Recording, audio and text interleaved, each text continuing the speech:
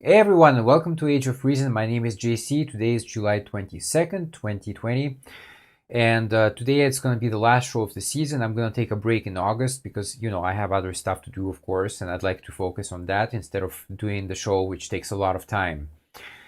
Today I'm going to be talking mostly about methane emissions, and I think I've never done a show yet about methane. I usually talk about CO2, and there's a good reason I do talk about that. I'll explain why later. But today I thought it would be a good chance to talk about methane emissions. So first, just for a bit of fun, so this meme here, so the Swedish doctor exposed how world governments were going to weaponize the COVID-19 virus back in 2017. So this is a very famous guy, and it's kind of a breaking story, a bombshell. Did you believe me? Did you fall for it? Well, congratulations, because actually, no, he didn't. It was just an image on Google and created this meme in 3 minutes. Facebook is not a news source, neither is YouTube, you fucking potato. And this is so true, and I have a lot of people who, find some meme and they really believe it because it's on the internet, so it must be true. And I'm like, this is really shocking. And this one is actually very important, I thought. There's somebody up there who says, oh, so if the CDC says something, do you just believe it without doing your own research? This phrase has become so popular these days, do your own research. But first of all, he misspelled because already, bad spelling. But anyway, yes, 100% yes. And the reason is, what research can I do as an individual? Do you really think I can compete with major research labs which have like millions of dollars invested in them? What kind of research am I supposed to do? And I'll give even an easier example to understand here. For example, I measure temperatures here every day, so I can make like graphs and notice the trends. Okay, so I can do this at home with a couple of temperature measurements. But if I need two locations, for example, it already becomes exponentially more difficult because I need to basically rent another place somewhere. I need to place another device there. I need to check it at the same time remotely. I have to make sure that maybe there's some security is present so the device is not stolen by a passerby. So the difficulty becomes exponential with more locations and, of course, much more expensive. So, yes, there is a point where we have to agree on some kind of basic foundation. We all agree that 1 + 1 = 2, for example. If you think otherwise, then you're going to have a really hard time in math. You're going to really struggle because you don't have that basic foundation. So at the end of the day, when we say, be skeptical and doubt everything, it doesn't mean that, oh, I doubt like literally everything. Maybe the green screen behind me is not real. Maybe the desk in front of me is not real. But look, we have to agree on some kind of basic foundation. We all do. That's why we are able to move forward. So I was actually recently attacked on Facebook by Facebook themselves, and this is what happens. So climate denial spreads on Facebook as scientists face restrictions. So I'm not even a scientist, but I faced restrictions because one of my shows, they refused to promote it, even though I paid for it. They refused to because it's apparently going to sway some election, wink, wink, and it's absolute nonsense. So this is just very quickly here. At the same time, Facebook has placed restrictions on one of the country's most visible climate scientists, Katherine Hayhoe of Texas Tech University, and the lead author of the fourth National Climate Assessment. She has been blocked from promoting videos related to climate research, a move that has limited her efforts to refute false claims. And I know her work. She does good work, okay? She's not like some kind of cook out there. Facebook has previously identified Hayhoe's educational climate videos as political, and me too. They did the same thing to me. As a result, they are categorized by the platform as a social issue that requires Hayhoe to register them by, in part, providing personal information, your personal address, which I don't want to give up either, okay? That she fears could expose her to personal attacks. Okay? This is what's happening. This is Facebook, people. So, just on a note here, I really strongly urge people to directly subscribe to my YouTube channel. Bypass Facebook. Forget Facebook, man. Just go past them and subscribe straight to my YouTube. You can do that by clicking on video and then it will go to YouTube. Please subscribe there. Okay, so today we're going to talk about methane, and like I said, it's a bit kind of a science-heavy show today, so put your science hat on, people. This is very, very important for today's show because it talks about molecules vibration. I'm sorry, this is too small here, so I have to look on the other screen. Basically, you have three modes here that they propose, like, you know, vibrations like this way, the other way, and then kind of like this. Molecules vibrate, okay? So molecules that have just two atoms vibrate by simply moving closer together and then further apart. Nitrogen N2 and oxygen N2 molecules in the animation are vibrating in a simple mode. Molecules with three or more atoms can vibrate in more complex patterns, okay? So basically, you can read that in your own time. I'm not going to block it too much here with my hand, but it says at the bottom here, the bottom paragraph, water vapor, H2O, and methane, CH4, okay, so CH4 has four components to it, molecules, also have vibration modes that causes them to interact with passing infrared waves. As you might expect, methane and water vapor are also greenhouse gases, but the big difference here is water vapor needs some kind of stable state to exist. So when when water becomes too cold, it condenses into crystals basically, and later we have rain. Or the opposite, we have basically water turning into vapor, it evaporates into the air. I think that's how you get clouds. I'm not pretending to be some kind of super expert on the issue here, but anyway, that's very important. Molecules vibration, and that's why they are greenhouse gases. So usually on my show I talk about CO2, and there's a very good reason for that, because CO2 is actually mostly in the atmosphere. We emit by far more CO2 than any other gas. And what is very worrying is that if you go by a historical trend, even if you go 400,000 years ago, you notice that the natural peak actually right here is the maximum. It's around 300 ppm, okay? And it's been lower at previous peaks and future peaks, a little bit lower. But right now we have a huge rise, and we're over 380. This is the maximum on this axis here, but actually right now we have over 415 ppm, I think. So yes, this is why I talk a lot about CO2.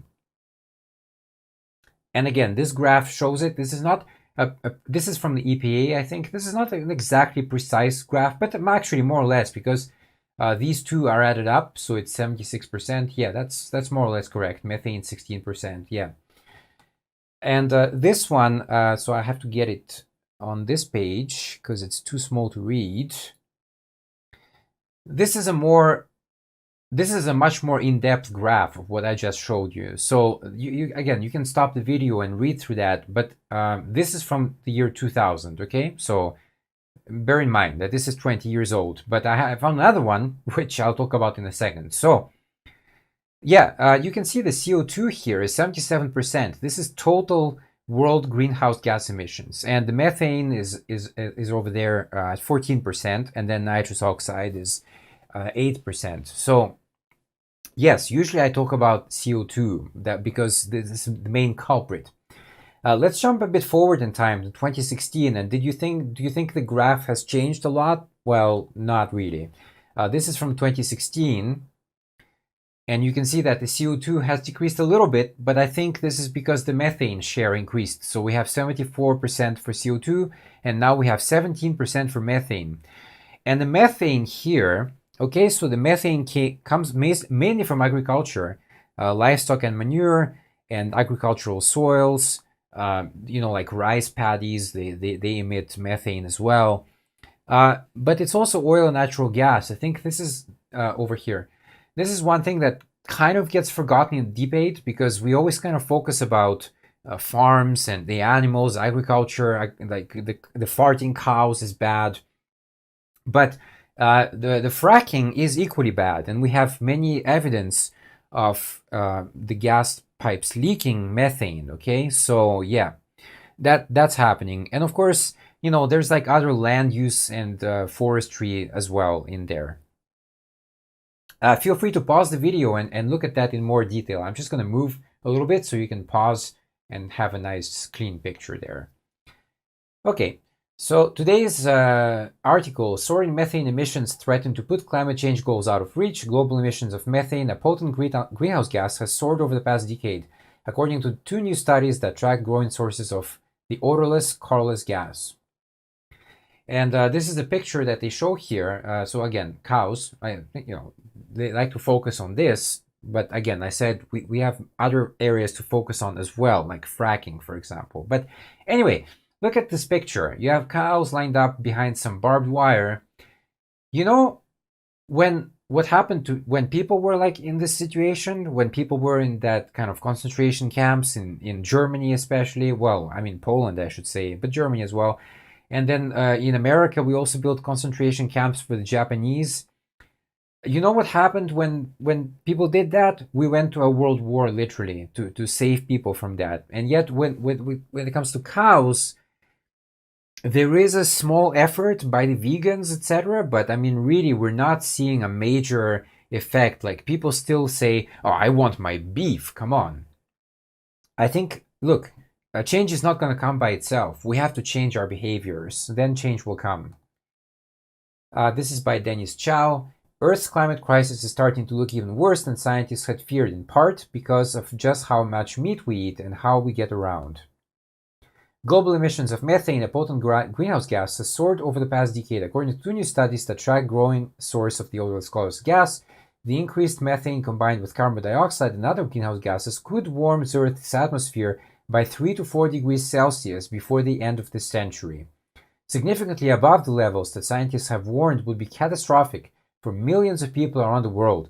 I would even go further than say millions of people. I would even say billions of people, man. If you sound the alarm, then might as well go all the way, you know?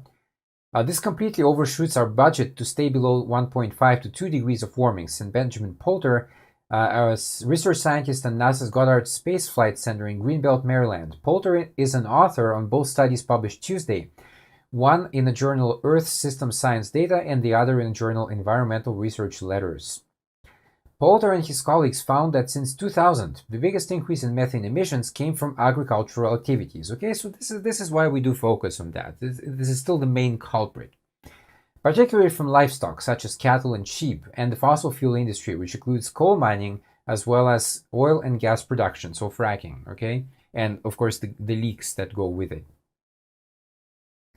Human activities account for about 60% of global methane emissions, according to the researchers. Agriculture makes up roughly 2/3 of that, with fossil fuel production and use contributing most of the rest. And by the way, this is what I read before, is that in Russia, for example, and Canada, but I think mostly in Russia, there were areas of the land which were permafrost, you know, always frozen.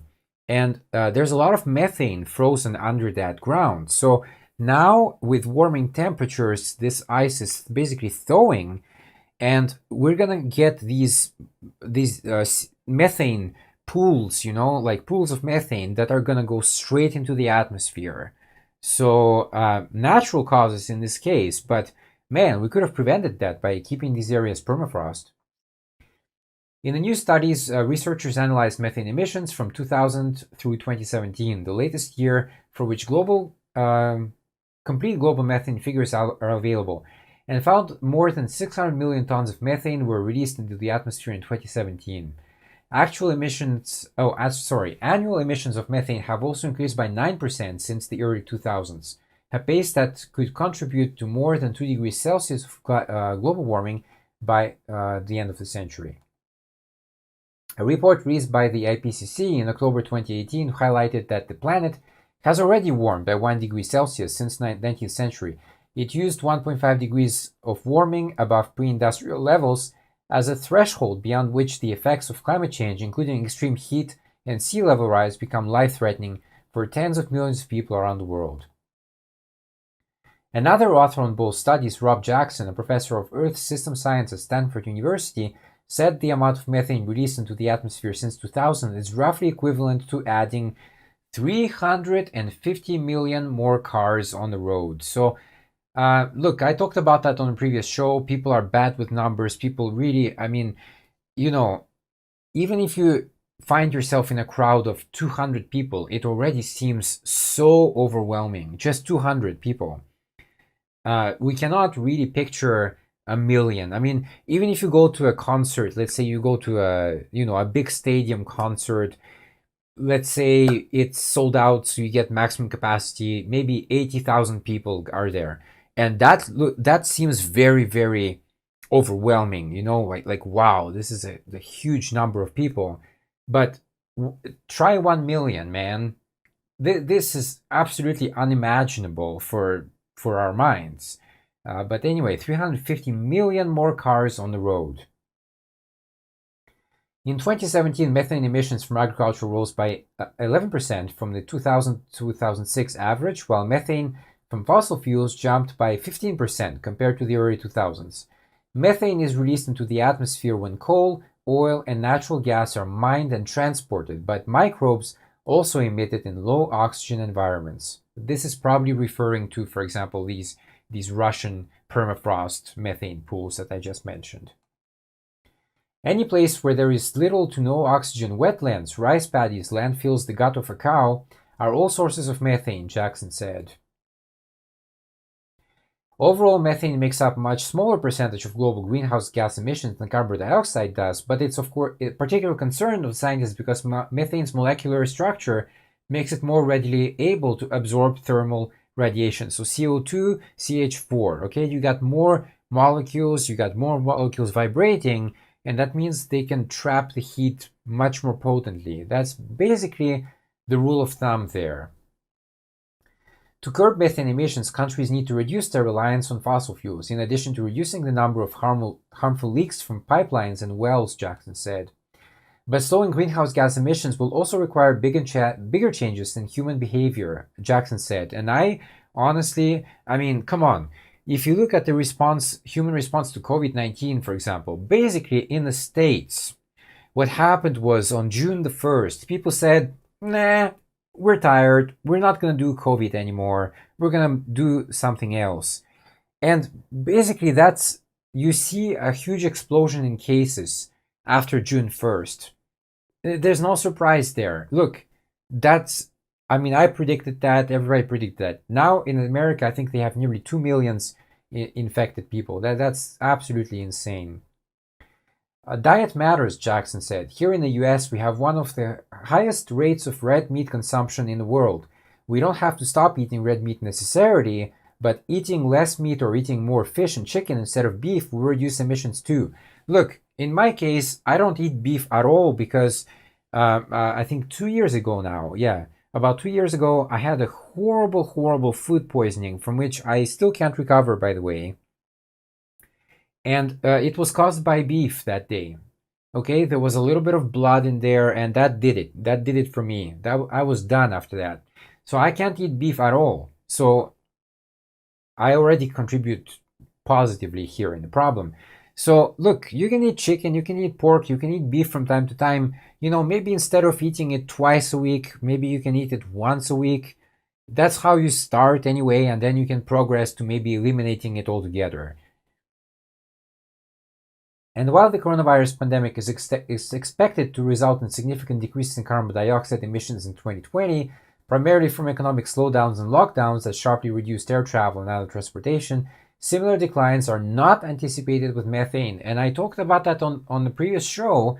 There is a decrease in CO2 emissions, but it's really, really, really tiny, okay? It's going to be a blip on the graph, basically. Yes, a small reduction, but at the end of the day, we're still all at home, and we use like a heater, or okay, now it's summer, so we probably use a fan or an air conditioner.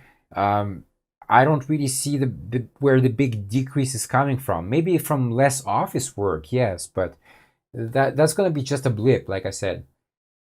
Our farmers are still producing food. Oil and gas production hasn't fallen much yet, and methane plays only a tiny part in the transportation sector, Jackson said. So while we may see a small decrease this year because of the coronavirus, methane emissions over the last decade are marching upward. And at this rate, we won't see peak methane emissions anytime soon. Look, that's it for today's show.